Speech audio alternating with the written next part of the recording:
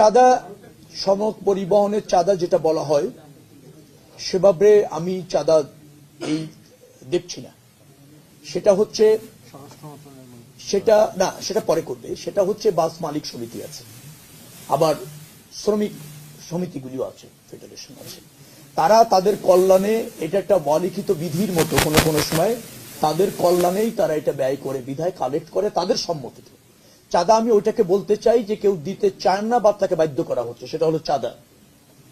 এখন ধরেন মালিক সমিতি আছে, তারা একটা নির্দিষ্ট হারে প্রত্যেকটা টিপস থেকে টাকা তোলে, মালিকদের কল্যাণে ব্যবহার করতে চায়। কতটুকু ব্যবহার হয় সেটা জানি না, সেটা নিয়ে হয়তো বিতর্ক আছে। কিন্তু তারা এই সমঝোতার ভিত্তিতে, আবার শ্রমিক কল্যাণ ফেডারেশন এরকম অনেক সংস্থা ওরা আছে, তো তারা এটা সমঝোতার ভিত্তিতে এরকম ভাবে করে।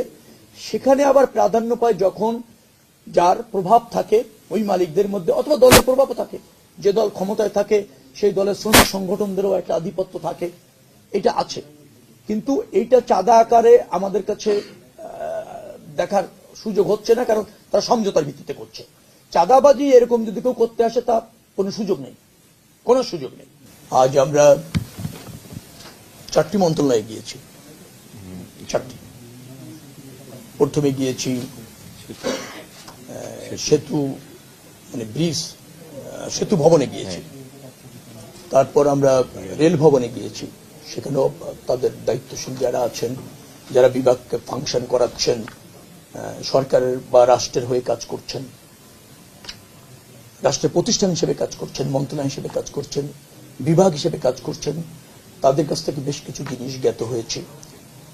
সমস্যা, সম্ভাবনা, প্রতিবন্ধকতা, এবং কিভাবে এটাকে আরো বেশি জোরালো করা যায়, শক্তিশালী করা যায়, জনবান্ধব করা যায়, আরো বেশি করা যায়, মানে প্রশাসনটাকে স্বচ্ছ করা যায়, জবাবদিহিমূলক করা যায়, সেই সব বিষয়ে তাদের পরামর্শ শুনেছি।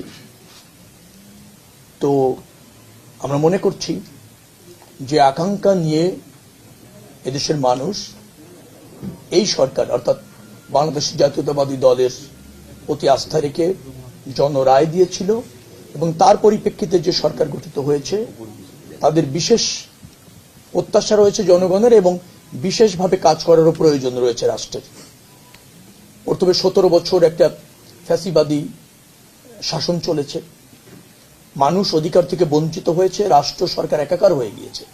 শুধু রাষ্ট্র এবং সরকার না, রাষ্ট্র সরকার এবং একটি দল একাকার হয়ে গিয়েছে, জনস্বার্থ রক্ষিত হয়নি। স্বেচ্ছাধীন ছিল প্রতিষ্ঠানগুলি, সরকার এবং রাষ্ট্রীয় প্রতিষ্ঠানগুলি একটা দলের পারপাস সার্ভ করেছে, এরকম বলতে পারে। তো সে পরিস্থিতির অবসান হয়েছে। গত 18 মাস একটা অন্তর্বর্তীকালীন সরকার ছিল, তারা রুটিন কাজটাই বেশি করেছে। তাদের লক্ষ্য ছিল কিছু সংস্কার, বিচার এবং একটা ভালো নির্বাচন। তো ডেফিনেটলি একটা ভালো নির্বাচন করে তারা তাদের সফল পরিসমাপ্তি ঘটিয়েছে। এখন একটি নির্বাচিত সরকার আছে। নির্বাচিত সরকারের প্রধানমন্ত্রী হচ্ছে দেশের গণমানুষের নেতা জনাব তারেক রহমান, তিনি প্রধানমন্ত্রী, এবং তিনি আমাদের এই 3 জনের উপর আস্থা রেখে 3টি মন্ত্রণালয়, আবার প্রখ্যাত এরকমও বলা যায় 4টি মন্ত্রণালয়, কারণ 4 জন সচিব এখানে আছেন, তার দায়িত্ব রেখেছেন। তো সেই দায়িত্ব দেওয়ার পর আস্থা রেখেছেন, দায়িত্ব দিয়েছেন, আমরা কাজ করছি। আশা করছি যে এই মন্ত্রণালয়গুলি আগের যে কোনো সময়ের চেয়ে জবাবদিহি থেকে জন আকাঙ্ক্ষা ধারণ করে, মানুষের প্রয়োজন ধারণ করে নতুন ব্যবস্থাপনার মধ্যে মন্ত্রণালয়গুলি চলবে। এবং যারা এখানে ইতিমধ্যে আছেন, সচিব আছেন 2 জন এখানেই আছেন, এবং সিনিয়র সহকারী সচিব আছেন, অন্য মন্ত্রণালয়ের সচিবরা আছেন, তাদের সাথে কথা বলে মনে হয়েছে তারাও তাদের দক্ষতার, যোগ্যতার মাধ্যমে এই মন্ত্রণালয়গুলিকে আরো জোরালোভাবে ফাংশন করতে অঙ্গীকার করেছেন, এবং অঙ্গীকারবদ্ধতা আছেন।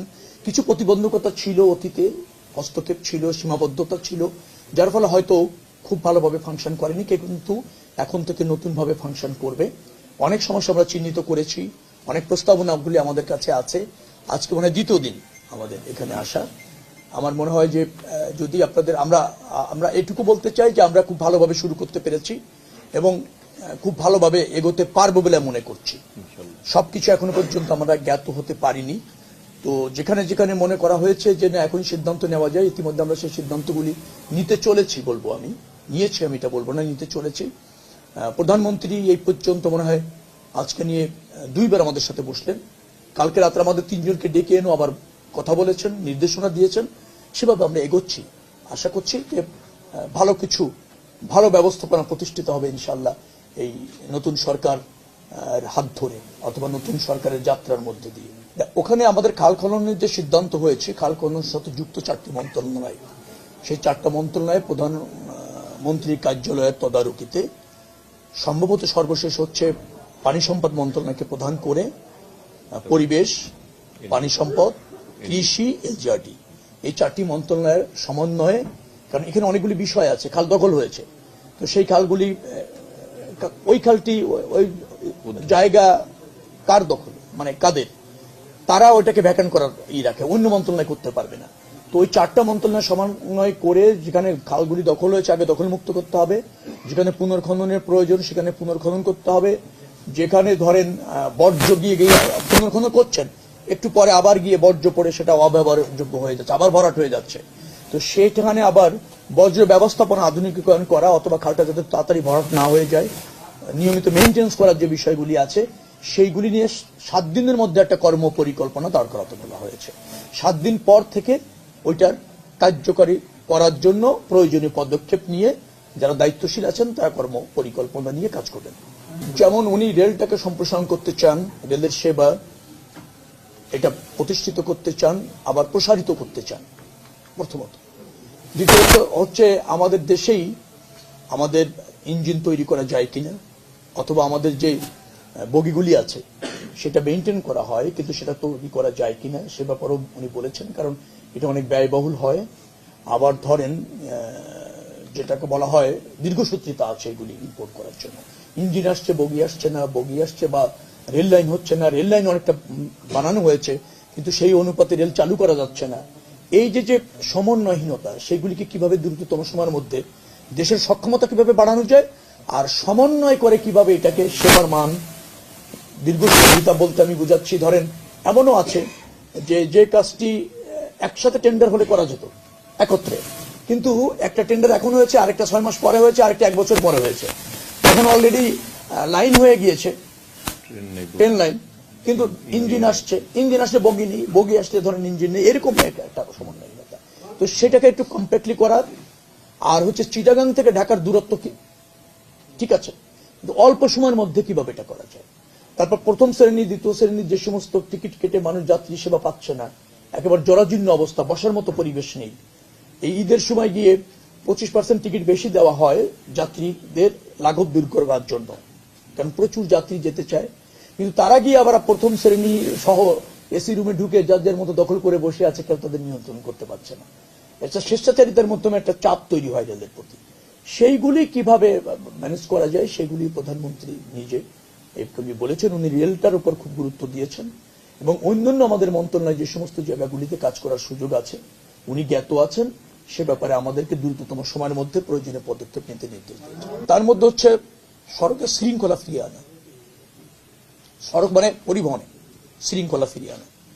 তারপর হচ্ছে কিছু বাজার আশেপাশে এরকম ভাবে হয়েছে